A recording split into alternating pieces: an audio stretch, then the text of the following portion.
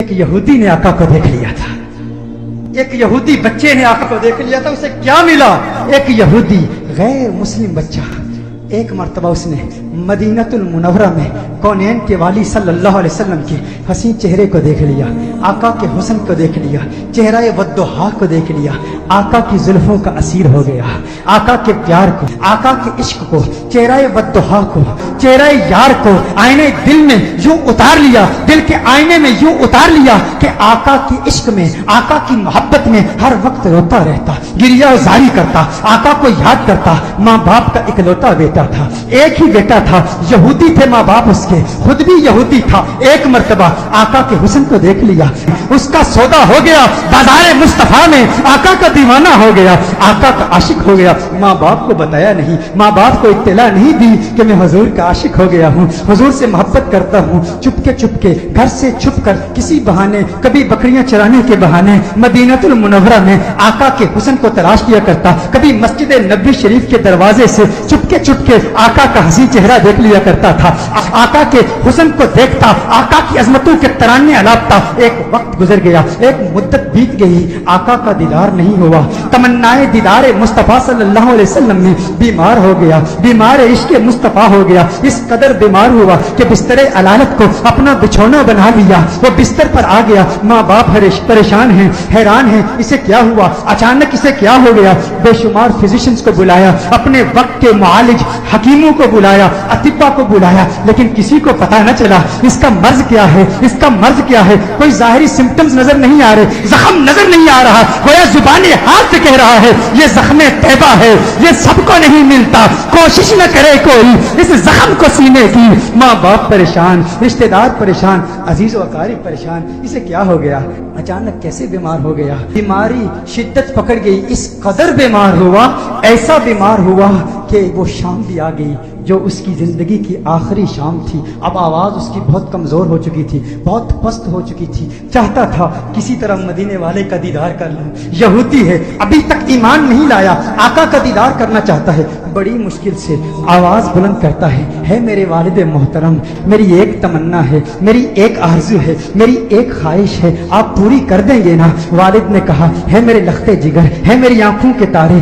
तू मेरे दिल का सहारा है, तू तो इस दुनिया से आज जा रहा है। मुआलिज अतिब्बा डॉक्टर्स ने जवाब दे दिया है, तेरे बचने का कोई इम्कान नहीं है, तेरी ख्वाहिश कैसे पूरी नहीं करूंगा। कहा, मेरे वालिद मोहतरम, मरने वाले की ख्वाहिश तो दुश्मन भी पूरी करते हैं, आप नाराज तो नहीं होंगे ना। कहा, नाराज नहीं होता, तू बता क्या चाहता है। कहा, अपना दिल आमना के लाल को दे चुका हूँ, मैं मोहम्मद अरबी का आशिक हो चुका हूँ, उनके इश्क में घायल हो चुका हूँ। मेरी एक ख्वाहिश, मेरी एक तमन्ना, मेरी एक आरज़ू, एक मर्तबा चेहरा वद्दुहा को देखना चाहता हूँ, एक मर्तबा आका की हंसी जुल्फों को देखना चाहता हूँ। वालिद नाराज हो गया, वालिद ने गुस्सा किया, अरे जालिम तू क्या कह रहा है, दुनिया से जा रहा है, अपना दीन भूल चुका है, क्या कह रहा है। कहा है, वालिद मोहतरम, आपने वादा किया था ना, आपने कहा था मेरी आखिरी ख्वाहिश पूरी करेंगे। वालिद ने कहा, मैंने वादा किया था, तू मेरा इकलौता बेटा है, तेरी ख्वाहिश पूरी करूंगा। आका की बारगाह में पैगाम पहुंचाया गया, रसूलुल्लाह सल्लल्लाहु अलैहि वसल्लम की बारगाह में पैगाम पहुंचाया गया।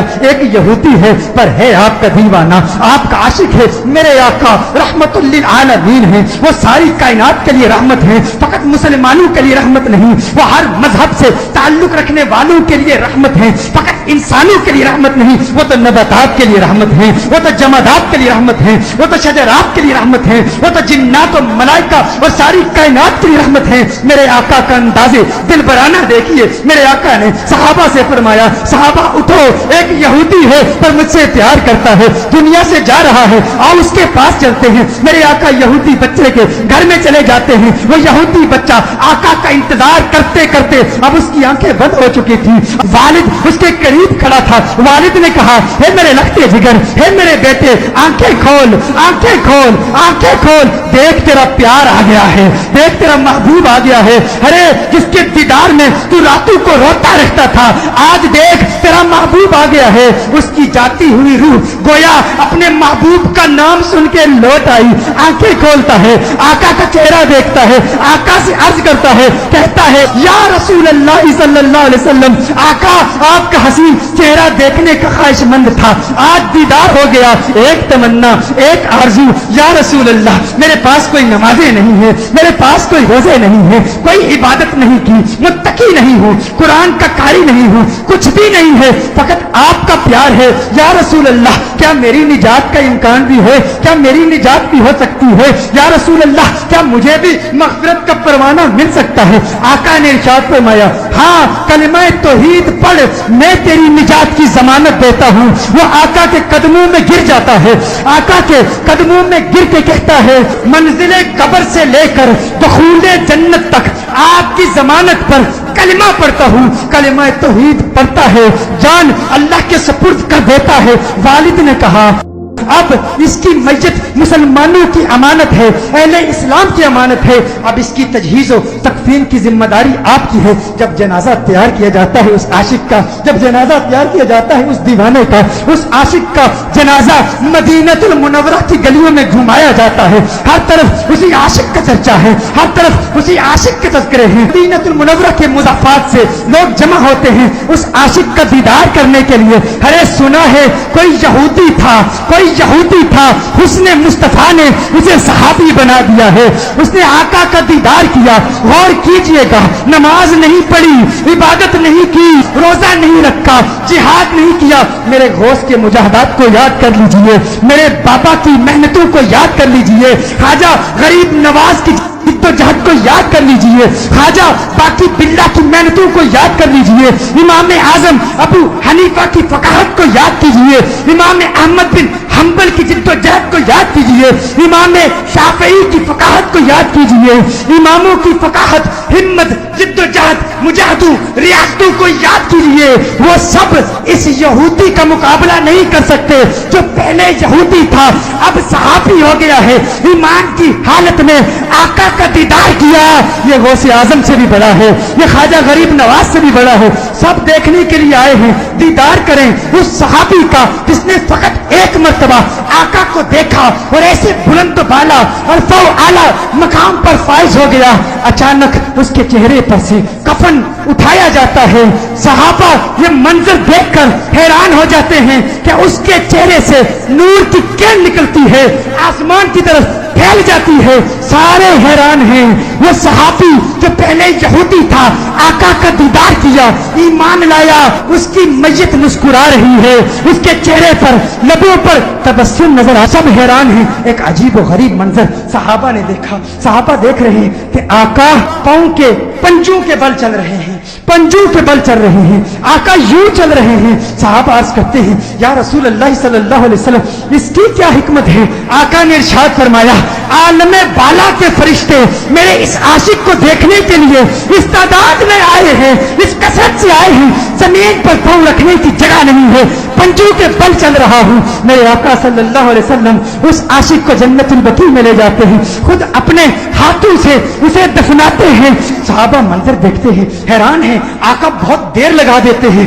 آقا جب اس کی قبر سے باہر آتے ہیں تو آقا کے ماتھے پر پسینہ ہے۔ صحابہ عرض کرتے ہیں یا رسول اللہ صلی اللہ علیہ وسلم آقا کیا ہوا، اتنا وقت کیوں لگا؟ آقا نے فرمایا جب یہ اس دنیا سے گیا تھا مجھ سے وعدہ لیا تھا، میں نے وعدہ کیا تھا، میں نے کہا تھا قبر کی منزل سے لے کر دخول جنت تک میں تیری مغفرت کی ضمانت دیتا ہوں۔ کہا یہ بات سن کر جنت کی حوریں اتنی خوش ہوئی ہیں، اتنی تعداد سے آئی ہیں، جب اسے قبر میں رکھا گیا تو بے تحاشا اس کی طرف بھاگی ہوئی گئی ہیں اور اس کے چہرے کی بلائیں لے رہی ہیں۔ آقا نے ارشاد فرمایا اس لیے دیر ہو گئی اور میرا پسینہ اس کے چہرے پر گرا ہے، میرا پسینہ اس کے چہرے پر گرا ہے، اب قیامت تک اس کا چہرہ مہکتا رہے گا۔ ارے سلام پیش کرتے ہیں اس دیوانے کی بارگاہ میں جس نے آقا کو دیکھا اور اسے یہ مقام ملا۔ گویا آج بھی وہ قبر میں کہہ رہا ہوگا یہ نازی انداز ہمارے نہیں ہوتے، جولی میں اگر ٹکڑے تمہارے نہیں ہوتے، بے دام ہی بک جائیے بازار نبی میں، اس شان کے سودے میں خسارے نہیں ہوتے، ملتی نہ اگر بھیک حضور آپ کے در سے، اس ٹھاٹ سے منگتوں کے گزارے نہیں۔